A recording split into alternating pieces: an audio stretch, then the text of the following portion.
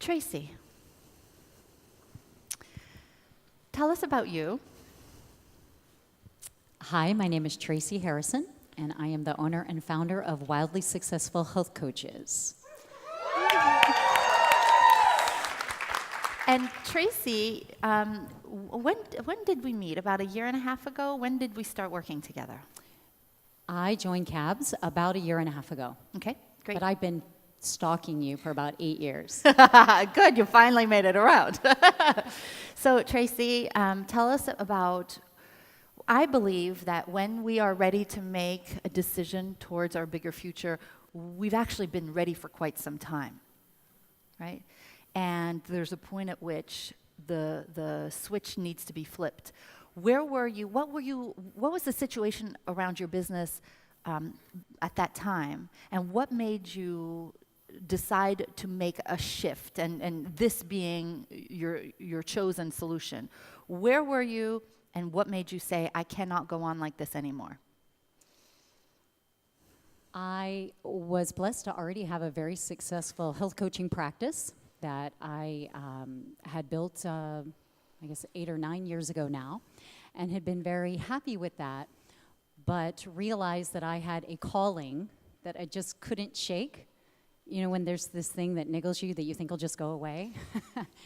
And I had a calling to serve in a bigger way because my practice was extremely successful, but I was seeing health coaches all around me not moving forward with six-figure practices because of lacking tools, especially clinical knowledge.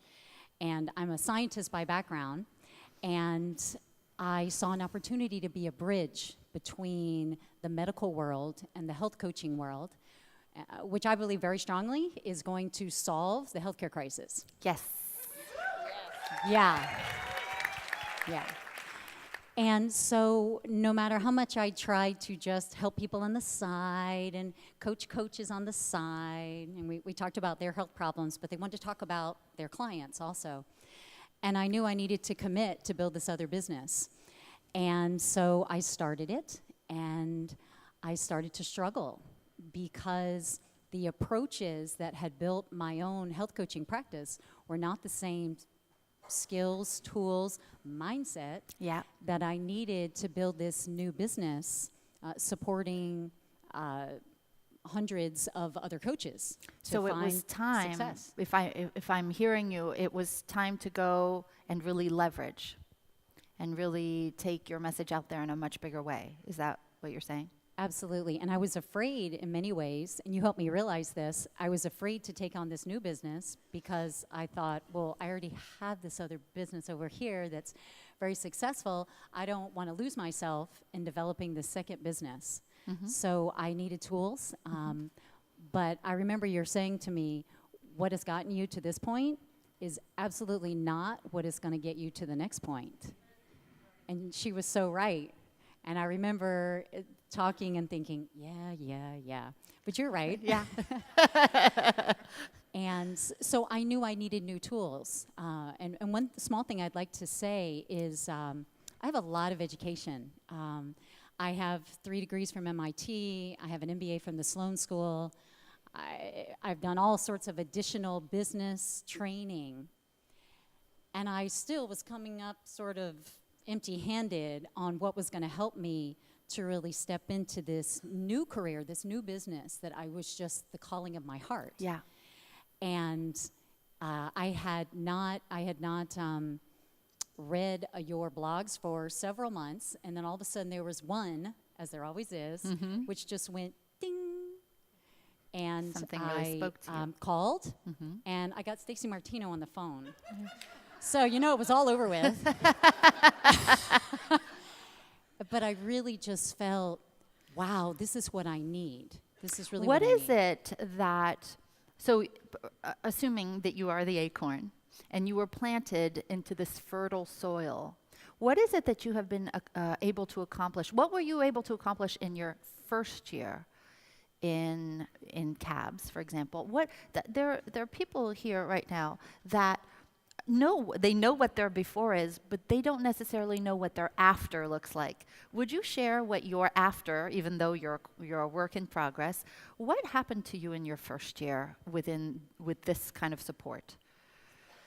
Well, in my first year in cabs, in my new business, I doubled my income. Yeah.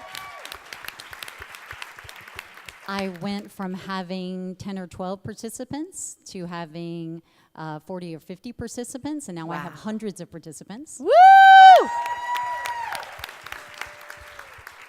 And I did this all while growing my other business, by the way, because I leveraged that in the process. And so there was no sacrifice, and I didn't end up working harder, which to me personally, to be honest, was Yes. the biggest gift. Yes. Just the release of that, of stepping into my calling without feeling like it was going to wreck me.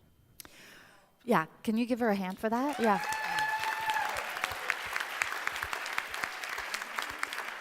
Because remember what we did today when we talked about the limiting beliefs, and the one being, oh, I will lose my freedom and it will be overwhelming to become more successful. That is a really big thing that gets in the way of people saying yes to their bigger future. So I want you to get that you actually have the ability, with the right tools, you have the ability to grow while actually not being overwhelmed, and for some people, working less. Yeah. Tracy, what were the tools or what is it that you received that allowed you to be able to grow a business so quickly while maintaining another one? And I presume making more money, I presume? Yes. Yes, she's nodding happily. Well, being able to make money, to spend money, to grow the business, and the ultimate definition of leverage, Yeah. at least financially. But I think the thing that has meant the most to me out of this whole program is the community, for two reasons. One is there is such an amazing love, but unwavering insistence that we all collectively rise to where we're going. And I've never experienced anything like that in my life, and that's not being taught in any formal business education anywhere. And it's magical because when you're stumbling, when you're struggling, there's not one or two, there's 50 people who want to pull you up to say, hey, it's all right, I'm helping you, I'm here for you, call me. That's amazing, and I just feel so blessed for that. The other thing is working within a group within CABS, all of whom are rising rapidly.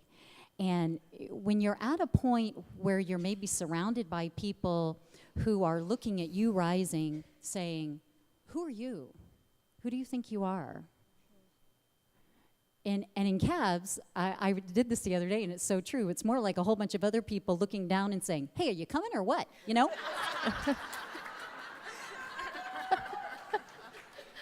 And it's lovely to be in a group where people at all different levels, and there's no judgment, there's no elitism.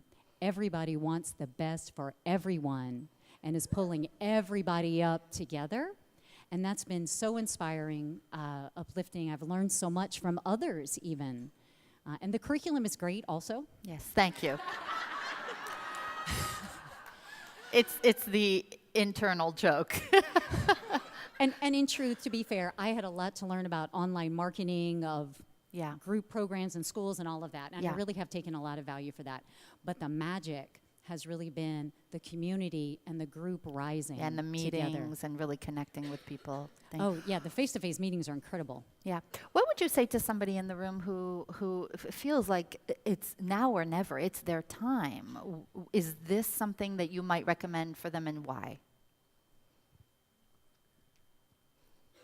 Yes, I recommend it. And you've been recommending it to a lot of your colleagues and lot friends. of- Thank you very much for that. Absolutely. My clients, my students, my friends.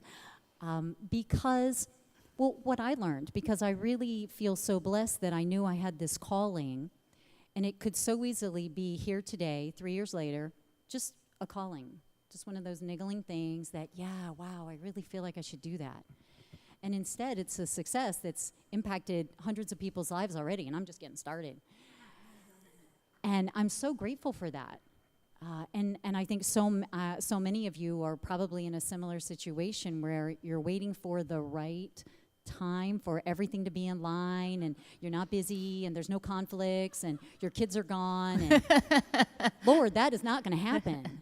And I just don't want anybody with all of these gifts to be sitting here 5 years from now, much less next year, saying, maybe this is the year.